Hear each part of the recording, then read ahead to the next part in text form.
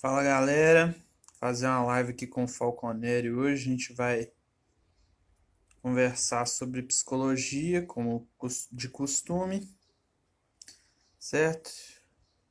A gente vai falar sobre um estudo que analisou os efeitos, se tem efeitos positivos ou não, intervenções psicológicas, psicossociais, certo?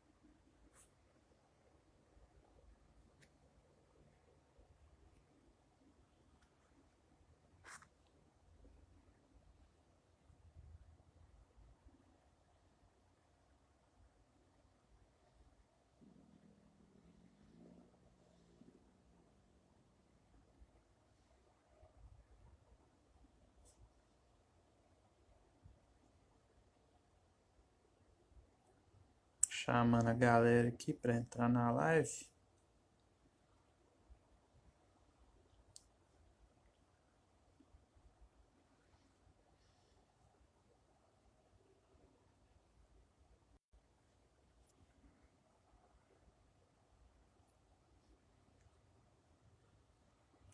Cleiton Granes. Fala aí, Cleiton. Beleza?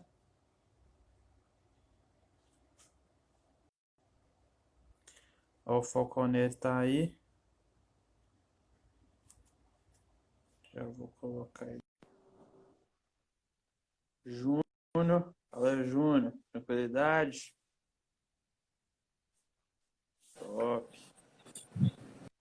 Opa, Opa, tá me ouvindo? tô te ouvindo. Só tentar fixar o meu.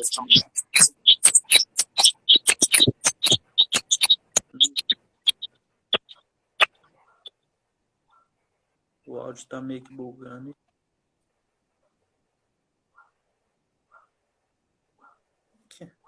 É que mexe nos comentários agora, gente? Esse trem mudou. Aqui.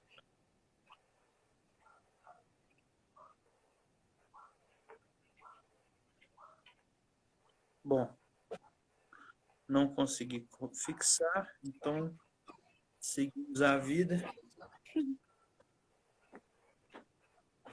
Vou me ajeitar aqui para eu pegar o enquadramento. Maneiro, já falei com ele a ideia geral do artigo que a gente vai falar, né? Que analisou performance, sociais influenciavam positivamente a performance. Se eu falar qualquer bobagem aí, sim, que é mais sua área do que minha. Uhum. Beleza? Então, beleza. pode mandar ver aí. É um artigo bem técnico, né? Não sei se você saiu com essa impressão, né? Ele Sim. faz alguns questionamentos no artigo, porque ele é uma pesquisa que, não sei se o pessoal em casa conhece, que é como se tivessem duas propostas de pesquisa, não é? Uma em que eu sou um observador e aí eu tento não interferir naquele processo que eu estou querendo observar para simplesmente analisar aquilo ali, né, e tirar alguma conclusão. E tem uma pesquisa que é, digamos, uma pesquisa-intervenção, né, que ele não disfarça essa necessidade de intervir. Né. O primeiro caso é muito complicado, assim, até uma discussão. Vamos dizer que eu vou para a sua aula e você avisa, ó, galera, o Leonardo hoje vai analisar aqui o meu treino, porque ele está querendo fazer uma pesquisa com os alunos do jiu-jitsu. Eu fico pensando se isso já não é uma interferência, se os caras já não vão ficar ou já vão treinar de uma forma diferente, porque tem um observador externo ali, não é? avaliando de alguma forma isso, né? Então, eu acho que entra um pouco nas intervenções que a gente pode estar fazendo dentro de uma pesquisa, não é? Ou até dentro de um trabalho, visando melhorar a performance, né? Que eu acho que muita coisa gira em torno disso, né? Como é que a gente trabalha para que as pessoas desempenhem de uma forma melhor aqui, né? Eu acho que tá aí.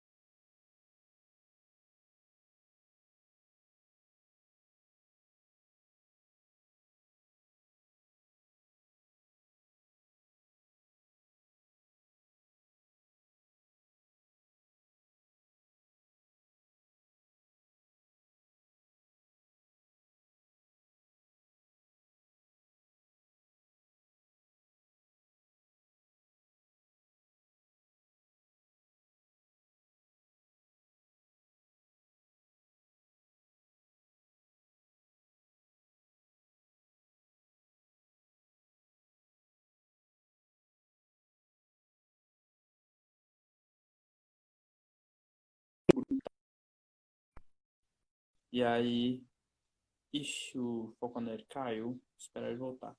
Aí, vocês deixam o número de WhatsApp de vocês lá nessa inscrição, nesse link de inscrição que tem na minha bio. E por ele eu coloco vocês no nosso grupo de WhatsApp. E assim vocês aproveitam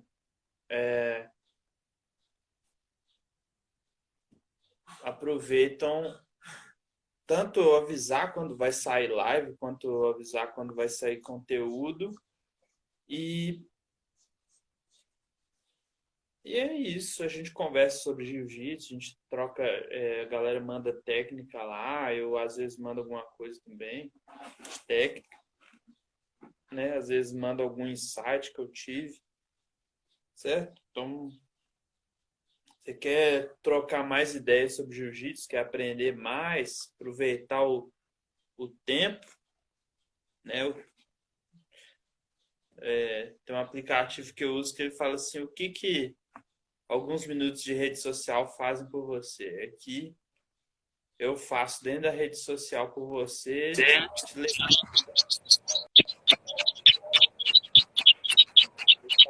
Oi, tá ouvindo aí bem? Acho que travou ali da outra vez. Travou. Mas você quer continuar? Você fala lá?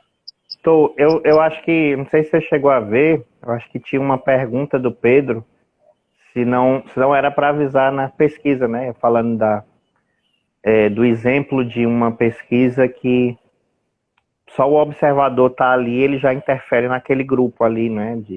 Seja numa sala de aula, numa equipe de treino. E ele perguntou se não precisa avisar. Precisa avisar, não é assim? E cada pessoa ela tem que concordar em participar de uma pesquisa, não é? Ou de um trabalho.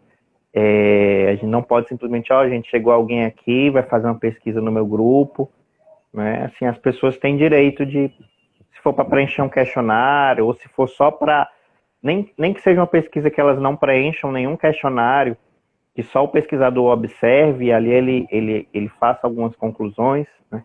Embora que é mais difícil esse tipo de pesquisa, a pessoa ela precisa assinar um termo, não é, de participação, não é, de adesão naquilo ali, né? Não só em pesquisa, em qualquer tratamento de área de saúde, ela precisa participar sim. Então tem sempre que perguntar se ela participa, se ela quer participar ou não. É algo que a gente sempre procura fazer dentro da psicologia, né? Outras profissões acabam fazendo e às vezes não são muito conscientes disso, que é uma espécie de contrato, né?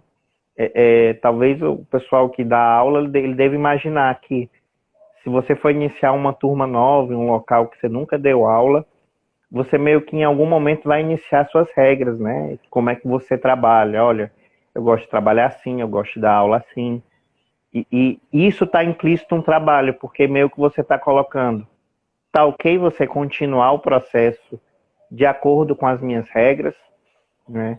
É claro que não é uma coisa muito perguntada, mas se a pessoa ela não frequenta, ela não continua, ela de alguma forma ela responde ou não se ela está querendo participar daquele contrato de trabalho não verbal. Mesmo que não seja um instrumento jurídico, né? Mesmo que não seja uma coisa assinada, né? Eu acho que isso entra um pouco, até por questões de aula, né? Aquele aluno que foi participar de uma aula experimental de jiu-jitsu e nunca mais voltou.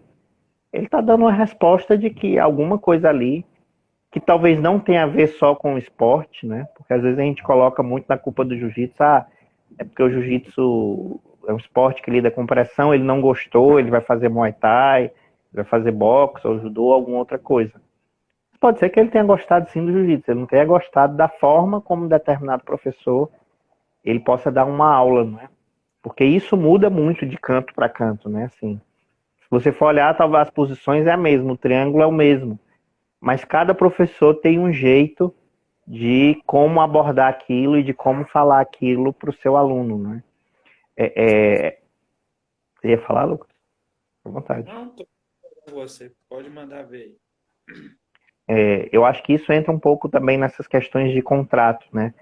A gente fazer alguma intervenção numa performance de um determinado aluno ou de um atleta precisa também de uma certa adesão. Essa é a questão sempre principal quando a gente vai fazer terapia, análise ou qualquer trabalho psicológico.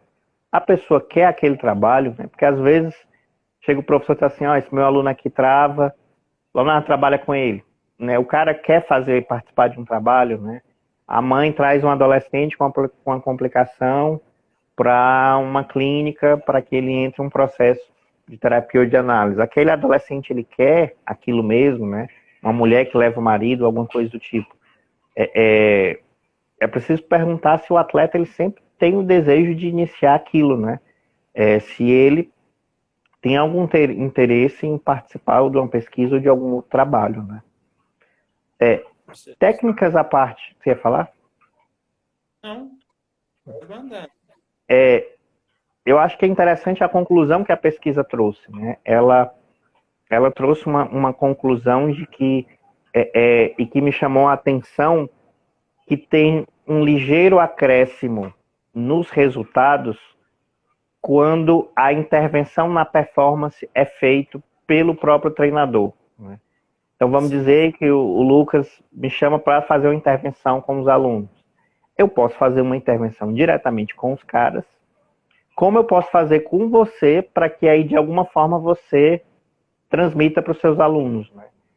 Isso gera uma questão, até a psicanálise chama um pouco isso de transferência, né? Uma relação de confiança de alguma forma que a gente deposita nos outros, que muitas vezes é uma particularidade, né? Assim, o professor ou o técnico, ele já é alguém conhecido do atleta, né? Ele já tem uma certa palavra, digamos, de autoridade ali, não é?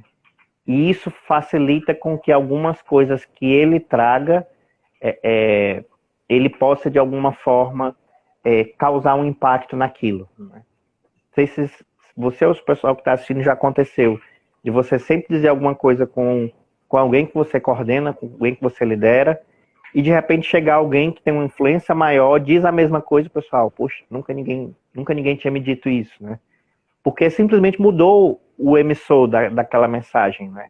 E é como se aquele conteúdo ele tivesse uma fala maior, não é, do que digamos aquilo que aquela pessoa que está ali sempre falando, né, que está sempre ali trazendo, ela causa, não é? Então a pesquisa ela traz um aspecto interessante sobre isso, né? Tem algumas questões estatísticas que eu não sei nem se é de pesquisa psicológica, se é bom a gente entrar, porque é uma coisa muito técnica psicológica, mas Oi? Vou tentar manter mais É, falar com. com o povo. Mas essa questão de que ir através de um professor, ir através de um, digamos, de um mestre, né, de alguém que tem uma influência, né, pode ser uma diferença, né, de eu chegar e passar, por exemplo, um vídeo que tem uma mensagem importante para as pessoas assistirem e o próprio professor passar isso, né, o próprio mestre passar isso para as pessoas, o mesmo vídeo, ó, galera, vamos assistir isso aqui, porque tem umas ideias interessantes desse cara para a gente poder pensar, não é? É importante esses trabalhos também acontecerem com os próprios professores, porque cada um está meio que motivando do seu jeito, né? Assim, eu estou querendo trazer um aumento de performance, digamos, do meu atleta nas aulas do jeito que eu quero, né? Dando um grito, bora lá, vamos, né? Ou não gritando, né? Assim, tá se sempre pensando um pouco nisso. Só que cada um reage de uma forma diferente, né? Às vezes não vai ser no grito, né? Às vezes vai ser no incentivo. Boa, ó, muito bom isso aí, continua, né? Tem pessoas que às vezes elas melhoram, elas sobem nisso. Tem outras que às vezes é uma crítica, né? Ei, tá muito ruim, vai deixar. E aí de repente a pessoa pode subir a performance. Mas é preciso conhecer a pessoa para variar isso.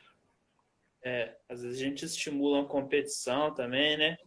Ah lá, fulano tá fazendo melhor que você, deve deixar, mais ou menos o que você falou.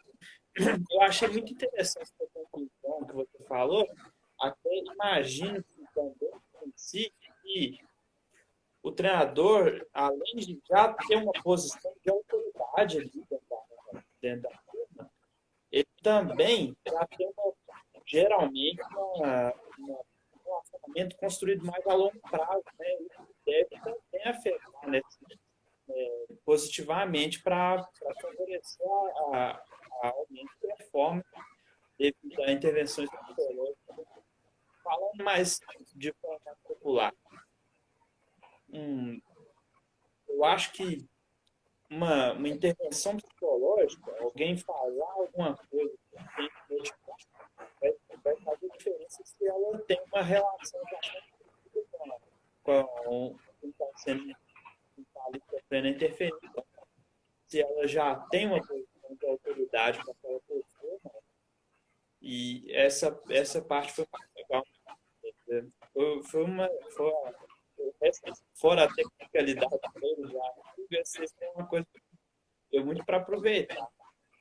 Outra forma de motivar aí que meio que citada no artigo, realmente foi observado em outros pesquisas, né? Em outras revisões foram observadas qual forma de intervenção que influenciava mais positivamente.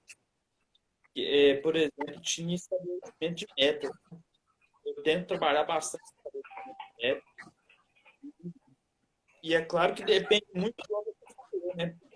Do quanto que o aluno também está disposto a entrar na onda de fazer isso com você, né? Eu quero estabelecer uma meta com meu aluno, não tem meta de porra nenhuma. E aí não sai meta, não tem meta. Se ele tem e fortalece, tem uma meta, e aí ele engaja, né?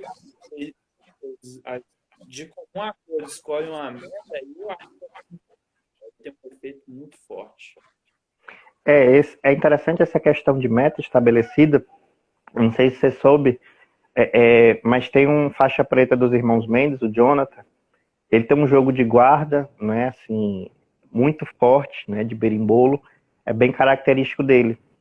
E aí ele ganhou um campeonato e depois os professores dele colocaram uma postagem que a meta dele no final de semana era jogar por cima o máximo possível, né? E ele tinha cumprido aquela meta, né? Assim, é óbvio que não tem como. É interessante essa questão, o máximo possível, né? Porque cada luta é uma situação, às vezes ele vai ter que lutar mesmo ali um pouco por baixo.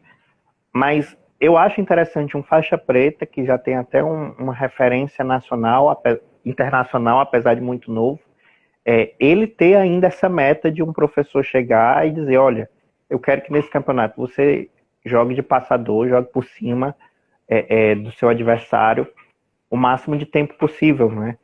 e de como ele ficou satisfeito com o cumprimento dessa meta estabelecida pelo professor, não é?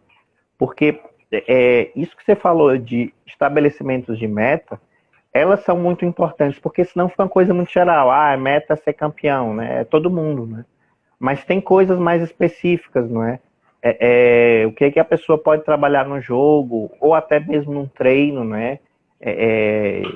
Que possa vir desenvolver mais o jogo dela e que ela possa compartilhar um pouco mais dessa meta, não é? É como se isso personalizasse um pouco mais a atenção, né? O aluno sentir que, poxa, o professor ele está olhando para mim, ele está olhando para as minhas deficiências, né? Principalmente para às vezes a galera que consegue montar uma turma grande, né? É importante que a pessoa ela não se perca na multidão, né? E não fique muito sozinha ali, tendo que criar determinadas metas, determinados objetivos. Mas seja para o faixa preta, seja para o iniciante, né? Ele colocar metas, geralmente é o que a gente faz em trabalho de pesquisa, né? A gente tem uma meta principal e a gente tem metas como se fossem submetas, né? Assim, metas menores, que se eu cumprir essas metas menores, eu chego na meta maior, né? E de como é que ele pode trabalhar um pouco essa determinada situação, né? A meta, se ele entrar uma determinada queda, a meta dele é ele entrar uma determinada posição que ele está treinando, né? Isso tudo pode ajudá-lo na meta principal, que é ganhar, ser campeão, ter aquela vitória, mas ele tem metas menores, particulares daquilo, né? Porque cada pessoa ela entra para um esporte ou para qualquer atividade com objetivos muito particulares, né?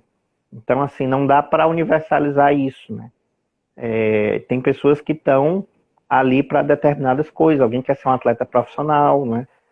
Alguém quer vencer um campeonato, alguém quer só participar, conhecer um pouco ali, né? Cada pessoa vai ter um pouco seu objetivo particular aí. Mas é interessante isso que o artigo traz também, né? De como essa influência e de como isso também precisa ser partilhado com a pessoa, né? De como é que o atleta ele também tem a ver com essas metas, né? Com esse objetivo, né? O que é que eu quero dali, daquele determinado momento. É interessante que essa fala sua, porque traz muito uma crítica que é feita nas aulas coletivas, quando eu fiz o curso, não era muito falado nisso, de que a aula coletiva devia ser menos coletiva, porque nem sempre a aula coletiva vai atingir o objetivo específico do aluno, né? Cada aluno ali, eu não vou conseguir, numa mesma aula, com certeza absoluta, 100% do que eu preciso do meu aluno está buscando performance e o outro está buscando performance. Eu não vou conseguir atingir 100% daquele que está buscando social, quanto ele está aprendendo a aprender uma defesa profissional aula.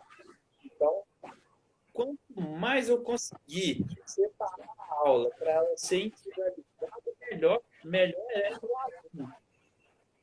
É claro que, assim, não querendo puxar muito assim, então eu vou pagar profissional. Não sempre. Às vezes, o objetivo do aluno social, eu oferecer para ele a aula coletiva, né? Como que eu faço essa aula coletiva sem importante socialmente? Porque é político, isso é social. Como que eu falo que é social, né? Eu brinco com minhas aulas que a resenha tem que ser forte. Só o treino tem que ser duro, a resenha tem que ser forte. Aquela questão que cada tem que ter papos interessantes, tem que ter conversa, tem que ter. Também,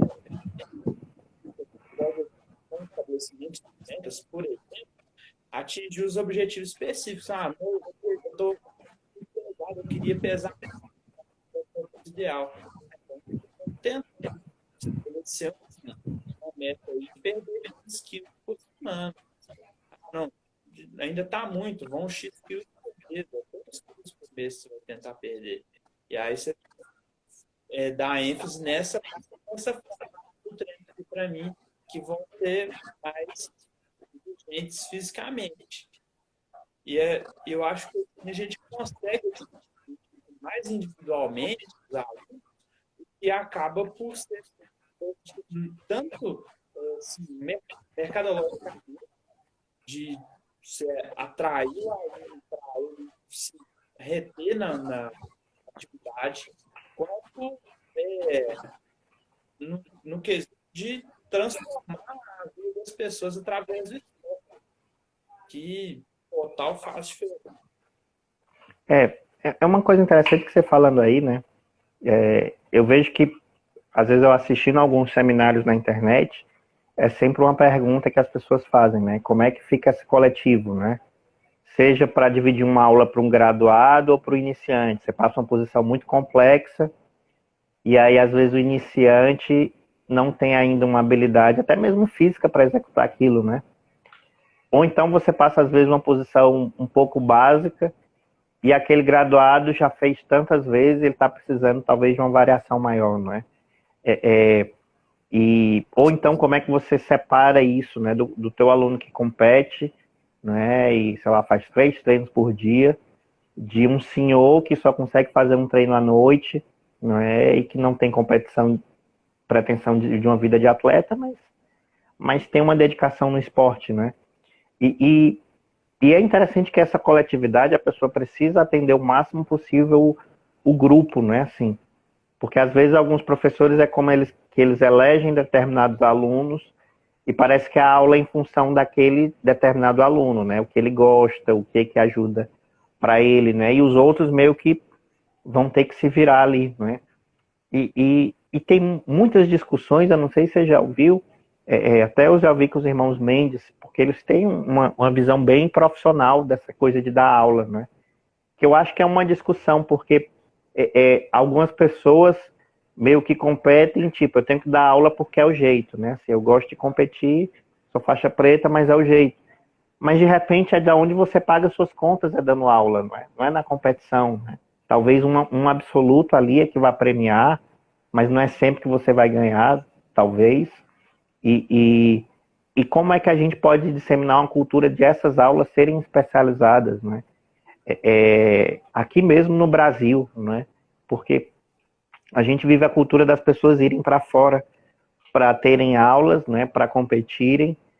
E eu lanço o questionamento: será que a gente não consegue transformar aqui mesmo no Brasil centros especializados para que as pessoas de fora venham para cá para treinar, morar aqui, aprender nossa língua, aprender nossa cultura e daqui disputar os campeonatos mundiais, pan-americanos, o que é que seja? Mas para isso a aula tem que ser especializada, ela não pode ser dada de qualquer jeito, né? Tem faixa branca que é empresário, que mexe com um bocado de funcionário, e de repente ele chegar num treino, ouvir piada de mais graduado, ou levar um treino de um cara que seja um pouco mais maldoso, esse cara de repente nunca mais vem, né? Ou vai treinar digamos, num concorrente, né? Numa outra pessoa, e você perde aquele aluno. Porque às vezes a gente não consegue ter essa... Porque você falou, vamos investir em aula personal, né? Quem é que procura aula personal? Não é o faixa preta, é o faixa branca, né?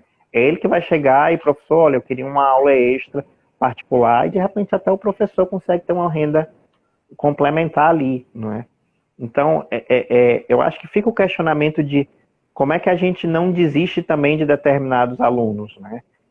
É muito fácil, esse cara aqui tem muito jeito, ele pega muito rápido, e eu vou investir mais nele, e aquele outro atleta que tem mais dificuldade, que é um pouco mais lento, eu meio que esqueço e abandono, né? Eu acho que é um tiro no pé do próprio bolso do professor, né?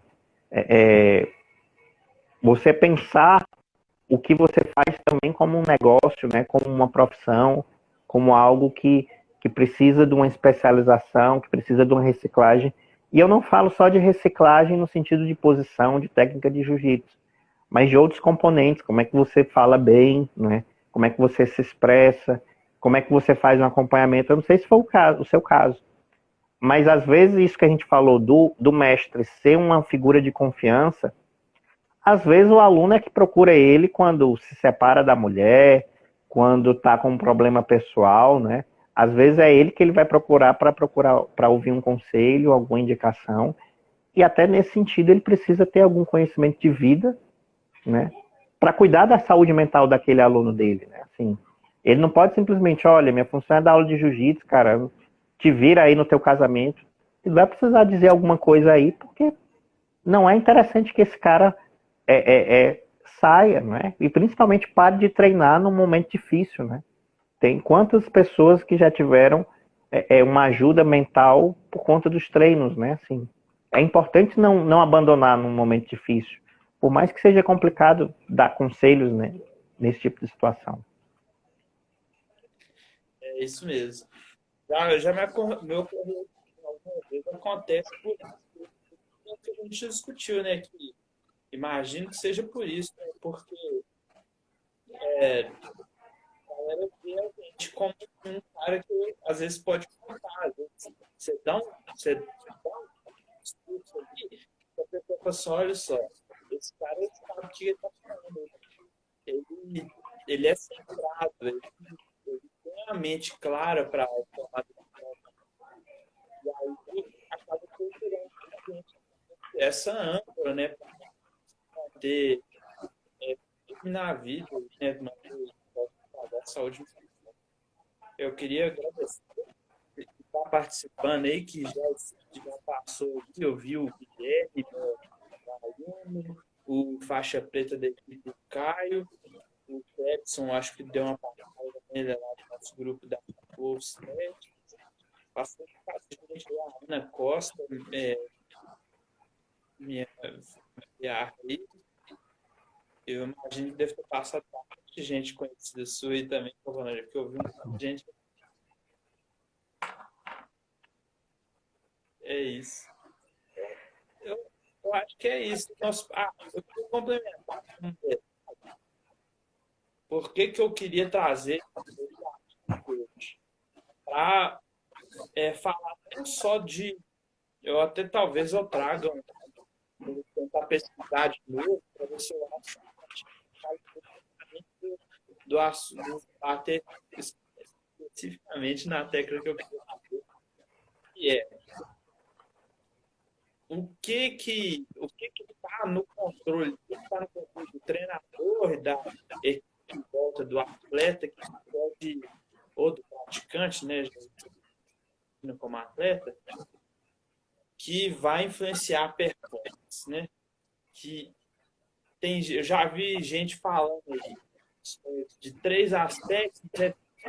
Mental, técnico, e tem gente que fala cinco, né? Já vi, mas o que eu aprendi baseado em construto, né? Baseado em ciência, de propósito, de construto e é até interessante, porque aí eu acho que eu vou acabar falando como que funciona a ciência.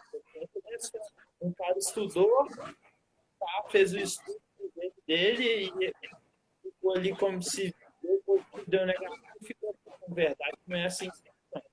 Né? Eu acho que é nosso papel, né, essas lives que eu estou propondo para fazer tipo, uma divulgação, que a gente explicar como que acontece a ciência. Né? Agora que um cara quase igual nós trouxemos, já é estudos que foram batidos por outros estudos, né?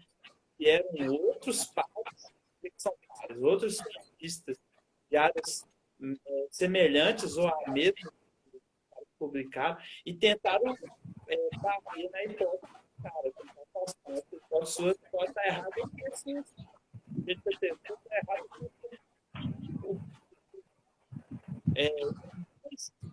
É muito comum, é natural da área de ciência, da academia, a galera tentar bater a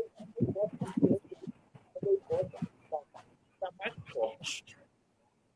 Enfim, a hipótese, essa hipótese eu conheço é de quatro pilares que envolvem a performance atlética, a performance esportiva. É o pilar técnico, o pilar tático e o pilar psicossocial. E eu, pessoalmente, nunca vou falar especificamente desse que eu estou falando, mas eu acredito numa hierarquia entre esses pilares. Eu acredito que o pilar psicossocial mais importante é abaixo do pilar prático, técnico. Eu já li um pouco em livros de psicologia falando como que treinadores se enfocam o aspecto psicológico é muito importante. Isso aí eu já vi, e acho que foi treinadores de tênis especificamente falando que acham que o tênis, por exemplo, é 90% psicológico.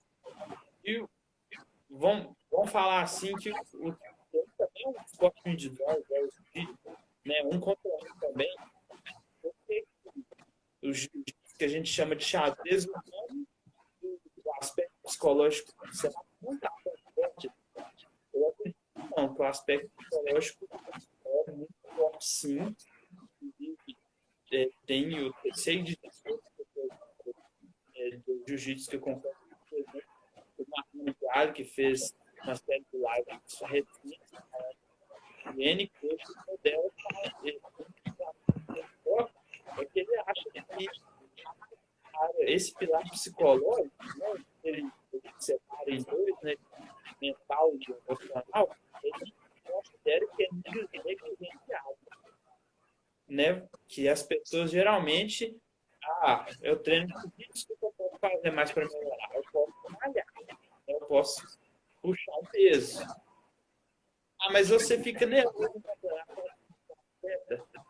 você dentro da academia mesmo, e deixa levar pela emoção, acaba não lutando bem.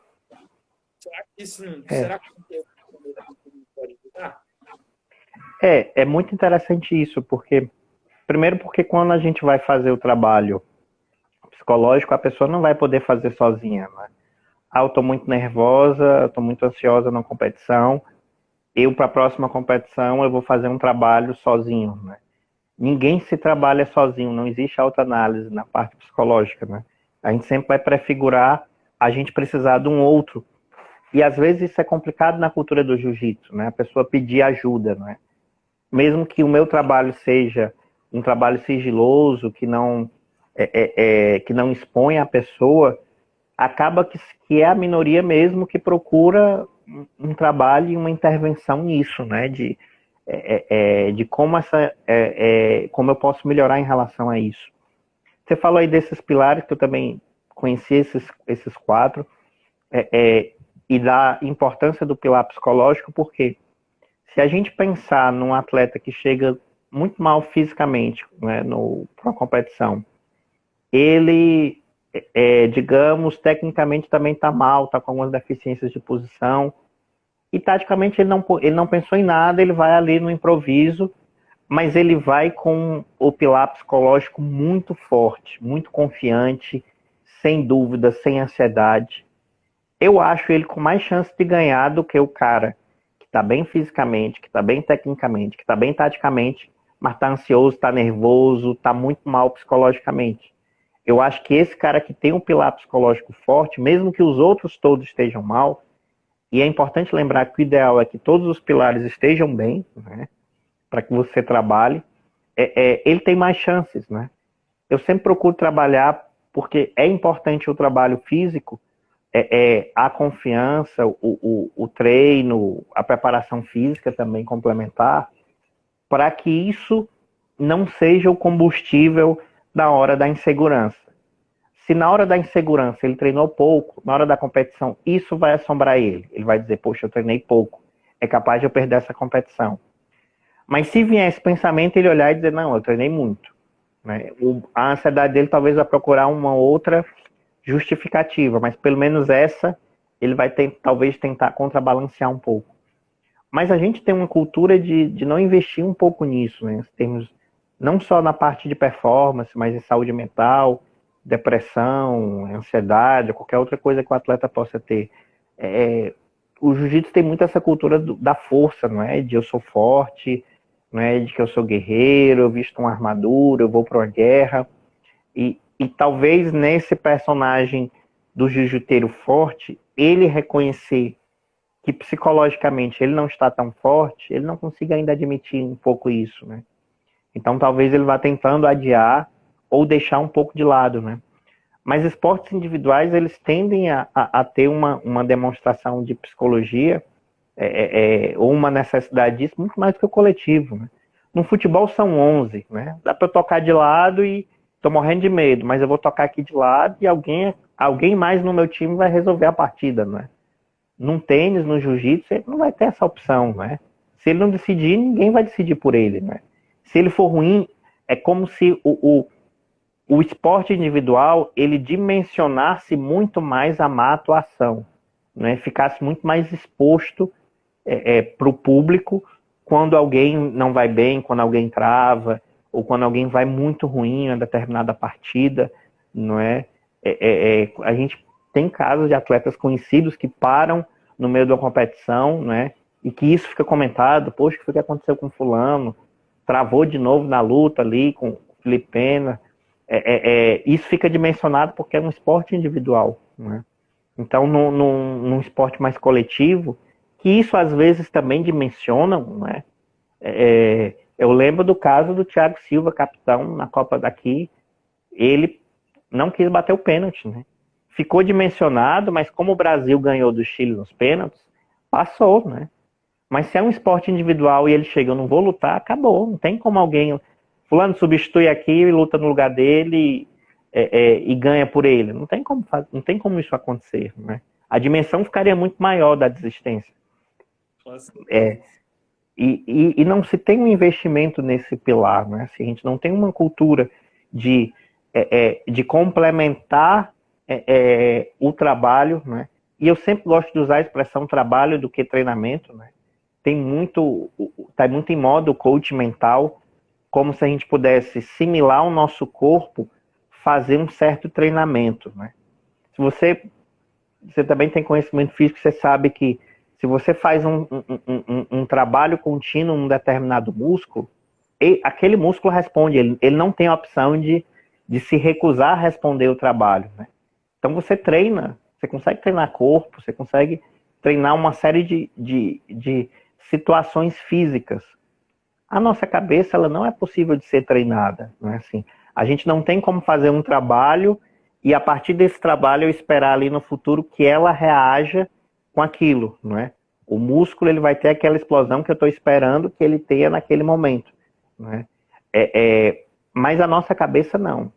Eu prefiro muito mais a expressão um trabalho mental, psicológico, que se possa ter, não é, com um atleta, do que um certo treinamento, não é? Como o pessoal usa uma expressão mente blindada, não é? Esse tipo de coisa.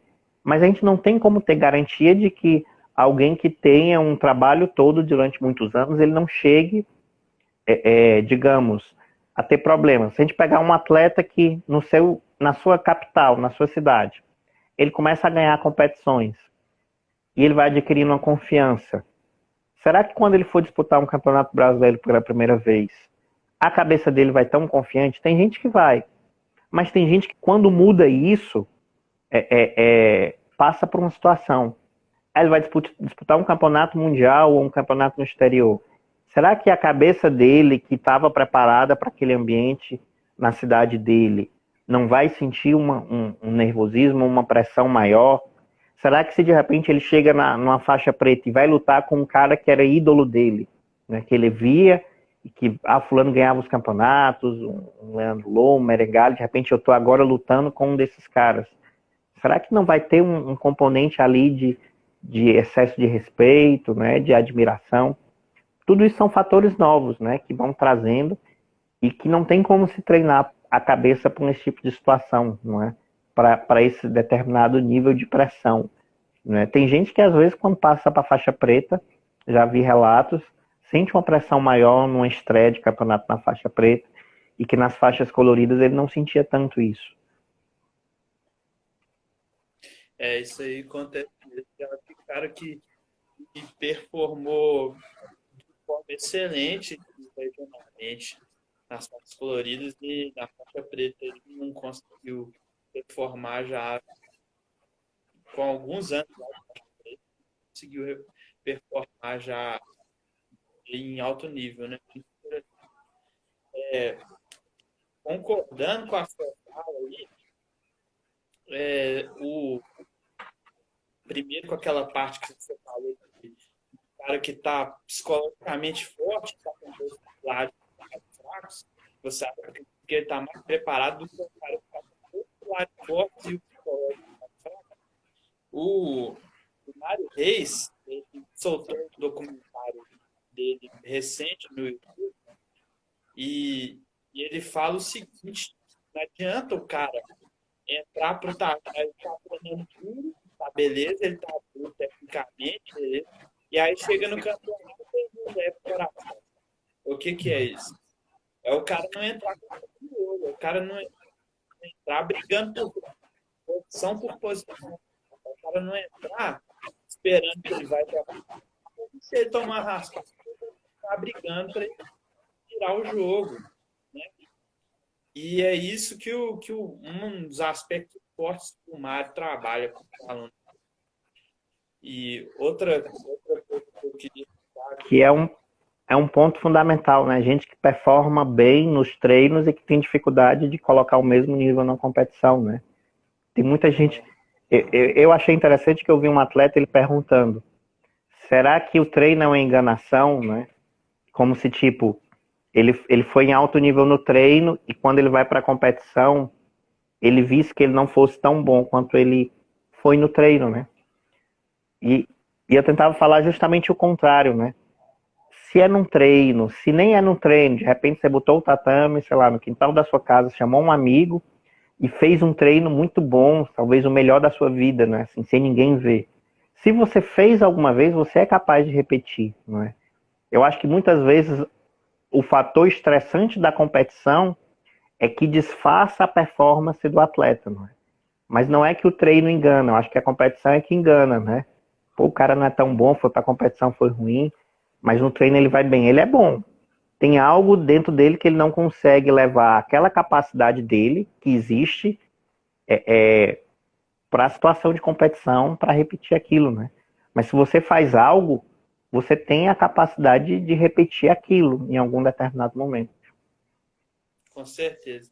É que me fez, você falando aí, me fez lembrar uma imagem que a galera hoje usar, que é o cara no topo do pódio lá, o cara comemorando, e aí mostra assim, essa vitória de é só o topo do iceberg.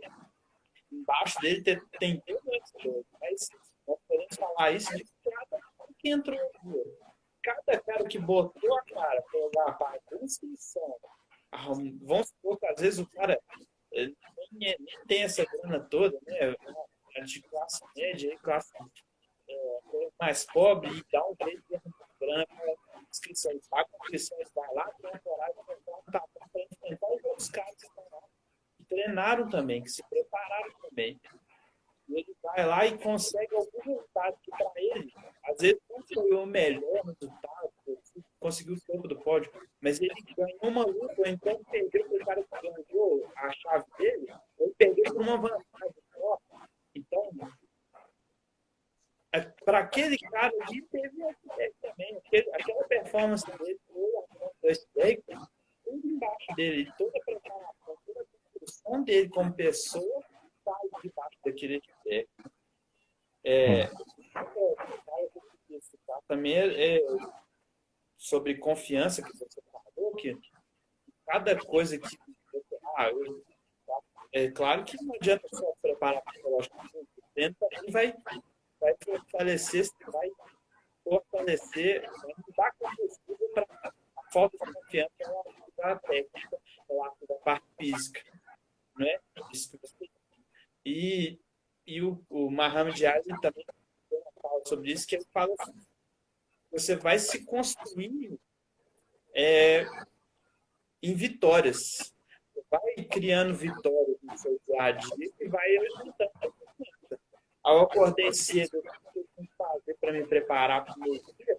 Eu contei vitórias. Agora, eu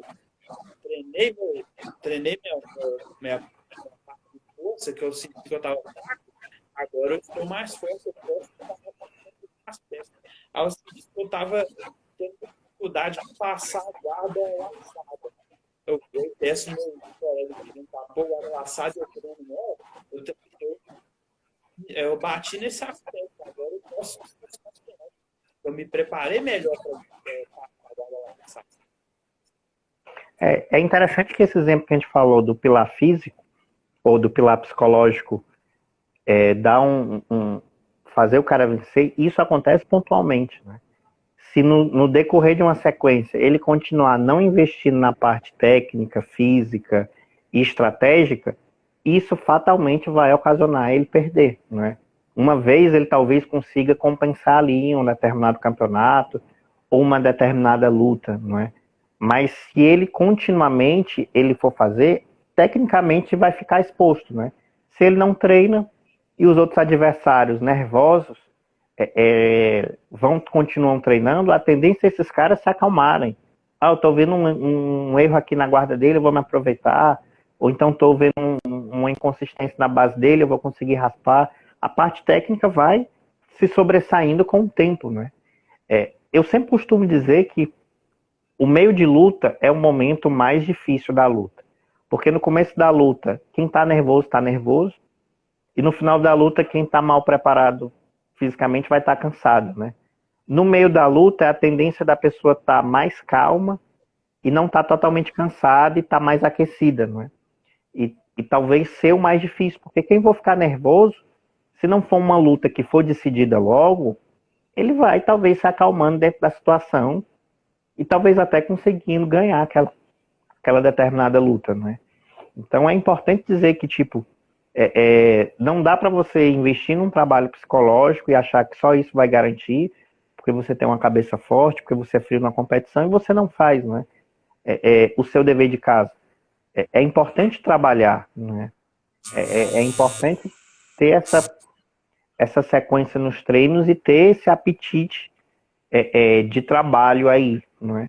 Eu acho que até mais do que a competição, o cara tem que ser meio que viciado no ofício dele. Se é o jiu-jitsu, ele tem que ser viciado no treino, no ajustar a posição, no entender o que ele está errando, no aprender uma situação nova, não é? Porque ele vai passar mais tempo da vida dele fazendo isso do que competindo. Ele vai fazer o quê? Uma competição no final de semana, dependendo do início, vai fazer o quê? 3 lutas. Ele vai passar o quê? 5, 6 dias da semana dele treinando, vendo posição, ajustando com o professor, convivendo. Ele tem que olhar para esse dia a dia dele, né? Como o James Clear fala, e amar esse tédio dele, né? Amar essa repetição dele, porque é basicamente, eu quero viver, parece que alguns atletas fazem disso, eu quero viver do jiu-jitsu. Ele imagina que vai viver viajando, competindo, mas basicamente ele vai viver num tatame, pode ser aqui, né, em Abu Dhabi, pode ser nos Estados Unidos, ele vai estar num tatame, ajustando posição, fazendo treino, repetindo 1.500 vezes talvez uma mesma posição. Se ele não tiver essa constância, essa disciplina, ele não vai chegar em alto nível.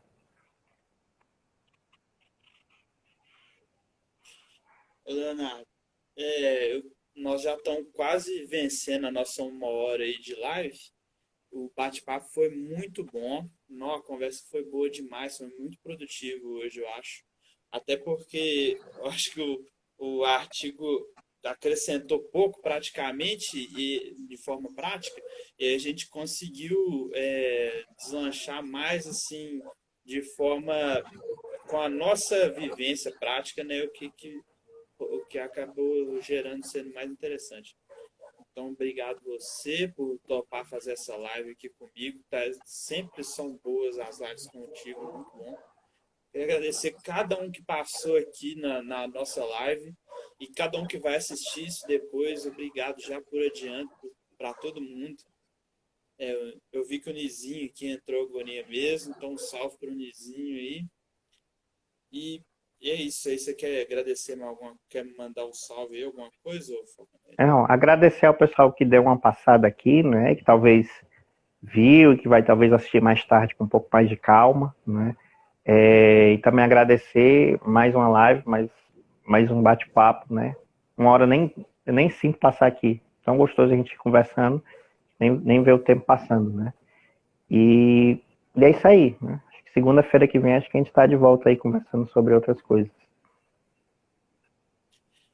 Desculpa se você às vezes me perguntou alguma coisa, eu não te respondi agora no final, porque alguém me ligou aqui, aí bugou tudo, não tô ouvindo o seu áudio.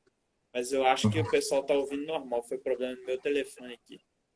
Então, obrigado a todo mundo novamente e até a próxima live que a gente vai fazer com o Falconeri junto aí. Falou! Falou.